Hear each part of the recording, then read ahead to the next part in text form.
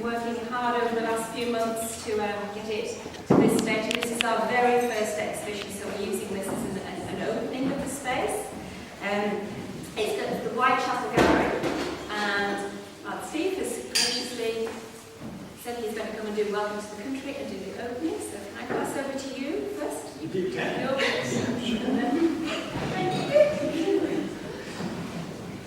How are you? Good. You all have a glass of wine? Unless you're under 18, I suppose. Excellent. Good. I always take this seriously. So I'm not just reading it because I've been asked to. It's important stuff. We would like to acknowledge that the land we meet on today is the traditional lands for the Kaurna people, and that we respect their spiritual relationship with their country. We also acknowledge the Kaurna people as the traditional custodians of the Adelaide region, and that their cultural and heritage beliefs are still as important to the living Kaurna people today. One of the great things about Indigenous culture is that it sees art as part of life, and it's wonderful to be able to open this exhibition and this space with an acknowledgement of country, because art is actually much more important than most of us ever recognise. It's a way in which we can express the people who we truly are. If we look around the room, just have a look at the clothing on that side, for example. Now, how many of you have ever worn something like that? Yeah, okay, a few. You listen. But what it expresses is that there's something within us that, even amongst those of us who are really deeply conservative at heart, that wants to break out.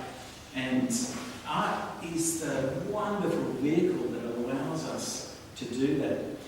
And as you know I'm a Christian because people call me Father Steve.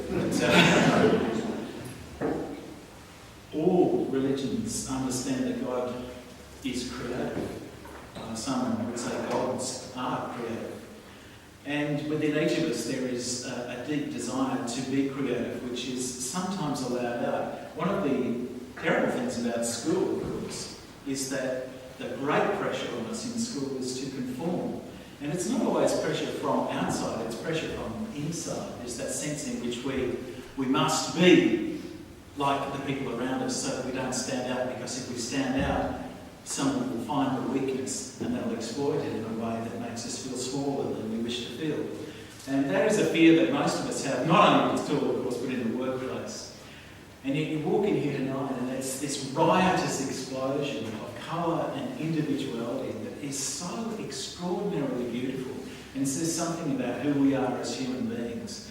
When I was thinking about, why do I love art so much? And it is that. It's that when I go and see something, there might be stunning technique. And Dawn was saying, some of these exercises are just she's teaching people technique.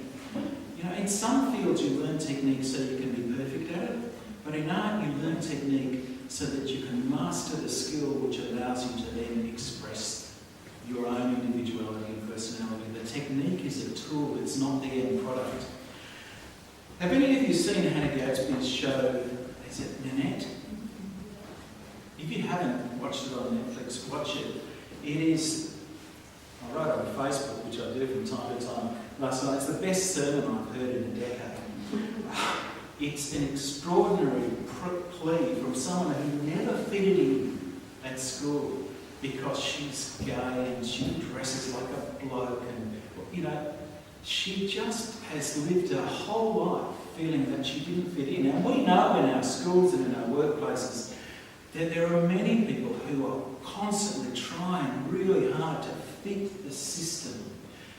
And what her show says is, I'm not going to do that anymore. I'm going to express who I am, which includes her passion and her anger. But there's a glorious sense of honesty. And as I looked through the exhibition yesterday, you look at each of, have a look at each of the fish on the wall, and there's something about each of them that tells you immediately something about the person who's done it. Either, they might be someone who loves to get things right. There might be someone who goes, I don't care. And in this space, in this environment, those things are valued and beautiful because they come from each of you. So if you're a student here who's got your work on the wall or hanging or whatever it's been, however it's been displayed, I'd just like to say to you, I'm not opening, Lisa's not opening, you have opened this exhibition, and you have opened this space because you have delved into your heart and you've been brave enough to express something of who you are, even if you're not really sure that that's what you did. Because sometimes art comes upon us. It's a bit bizarre like that. And so in my part of opening this, I'd just like to affirm that what Kate and Dawn do here is extraordinary. We are so blessed to have them because they lead people from the normative into the individual.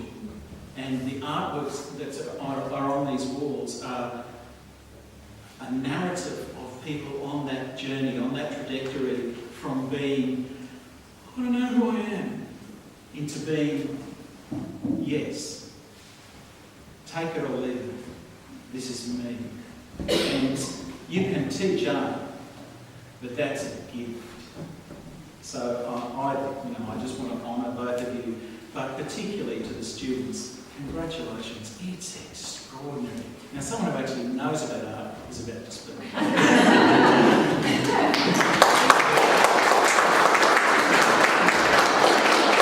Hello everyone, thank you Father Steve. This is really exceptional. This is a very special moment. And before I kind of kick off, I'd like to just, for the artists in the room, to raise their hands, please. Please. Hi. Beautiful. Can everyone give them a round of applause, please? Let me tell you why I think it's pretty exceptional. I've spent a long time looking at art. I've spent a long time looking at art in schools. In fact, I met Kate in the late 90s working in Western Sydney as an educator. She was an educator, I was an educator. And I've seen a lot of art in schools, but rarely have I been as kind of overwhelmed as I am this evening. And that's because this is such an extraordinarily authentic response to the call of art and to the role of art, the importance that art plays in responding not just to the beauty of our world, but also in some ways to its devastation. And I want to explain that to you. So this body of work, and we can call it, it's almost like one work of art that we're standing in right now. The Germans have a great term for it, Gesamtkunstwerk. And we are standing within one entire work of art, one environment, one experience, one installation. Oh my God. This was planned, just to remind the rest of you. And this work of art began in many ways with the experience that the students had, either directly or through their extraordinary educators, of a group of artists working in a part of Australia that's described as the most remote. And that is artists working on Ereb or Darnley Island. Ereb's its traditional name, Darnley, it's its whitefella name. And it's an island that sits to the top of Australia in the Torres Strait. It is the furthest from the mainland of any place that's part of Australia. It's extraordinarily beautiful, and I know you're all conjuring the beauty of that island right now. But the island is also the site of devastation. Because of the way the Pacific Gyres work in that part of the country, all of the rogue fishing nets and any other detritus that's dumped in the ocean finds its way onto the beaches of that island. About 10 years ago, the artists of that island, the Ereb people, Torres Strait Islanders, who had for some time been so forlorn in the devastation of their island, none of it brought by themselves, started to think about how they could turn the tide, so to speak. They drew upon art as their wellspring, because art for them is not something that lies outside or not something that's extrinsic to their being, but something that is entirely part of their being. And they decided to take the rogue nets, the nets that had been cut, because they're cheaper to cut and leave in the ocean than they are to collect and to dispose of thoughtfully. One of those nets, for instance, when two young Ereb men pulled them out of the sea, contained 67 turtles, all of which were dead, as you can imagine.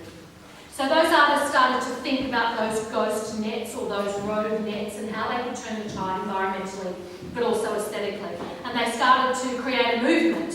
And we presented one iteration of that movement late last year at the Art Gallery as part of Tarnandy, which is our Festival of Aboriginal and Torres Strait Islander Art, which brings, well it did last year anyway, 1,000 Aboriginal artists to Adelaide for the opening weekend in October. Your children, your students experience that exhibition in one way or other, and what you are experiencing tonight is their response. It's not a response where they've tried to imitate the work of the artist. That would be inauthentic.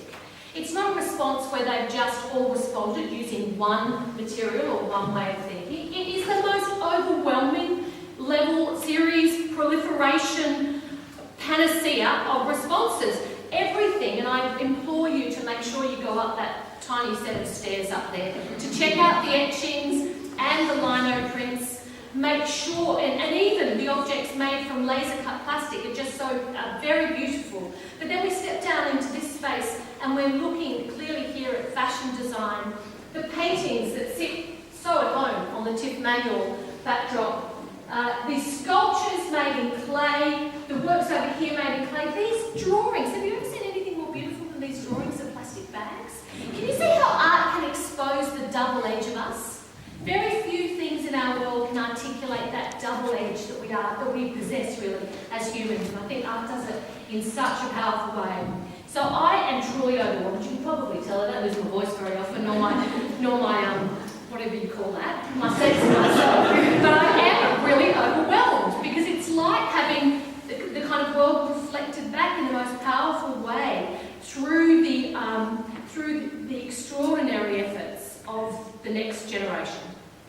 I want to also congratulate you two and the team that you work with, your casual teachers, the people you bring in, but I really want to draw attention to the leadership structure because art teachers don't always get a good run.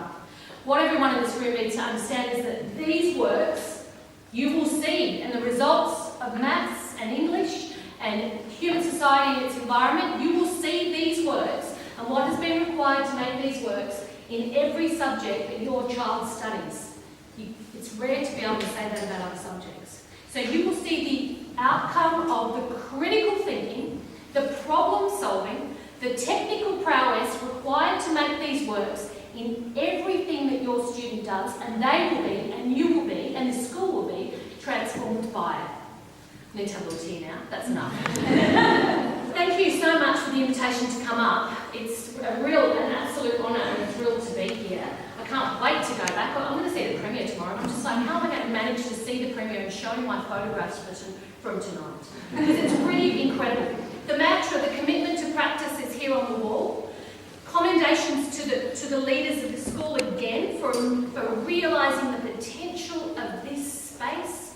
Hang on to it, hold it close. It's really, really rare to see this level of commitment to something that transforms lives so essentially.